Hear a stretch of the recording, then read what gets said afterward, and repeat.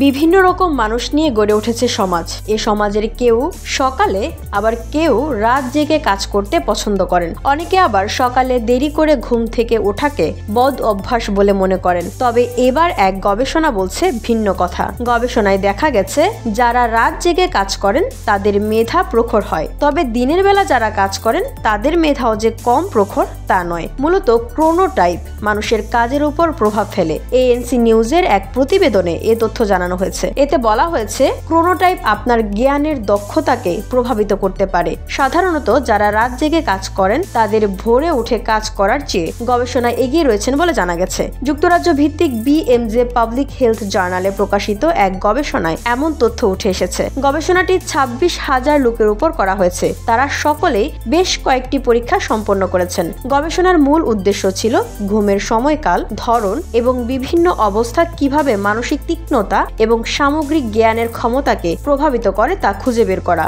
গবেষণায় দেখা গেছে মস্তিষ্কের কার্যকারিতার জন্য একজন ব্যক্তির 7 থেকে 9 ঘন্টা ঘুমানো উচিত। তবে কোনো ব্যক্তির ক্রোনোটাইপ মেধাকে আরো শানিত করে। লন্ডনের ইম্পেরিয়াল কলেজের লিড অথর রাহা ওয়েস্ট এক বিবৃতিতে বলেন, প্রাপ্তবয়স্কদের মধ্যে রাত জেগে কাজ করা মানুষজন সকালে কাজ করা মানুষের চেয়ে মেধার পরীক্ষায় ভালো পারফর্ম করেছেন। ব্যক্তিগত পছন্দের বাইরে ক্রোনোটাইপ আমাদের জ্ঞান ধারাকে প্রভাবিত করতে পারে। ওয়েস্ট বলেন, এর মানে এই নয় যে সকালে কাজ করা মানুষের কর্মক্ষমতা খারাপ। এটি একটি সামগ্রিক প্রবণতার প্রতিফলন, যেখানে সংখ্যা গরিষ্ঠতার ফলাফলের ভিত্তিতে এমনটির প্রমাণ মিলেছে। সেখানে দেখা গেছে রাত জেগে কাজ করা মানুষের কর্মক্ষমতা অন্যদের চেয়ে বেশি।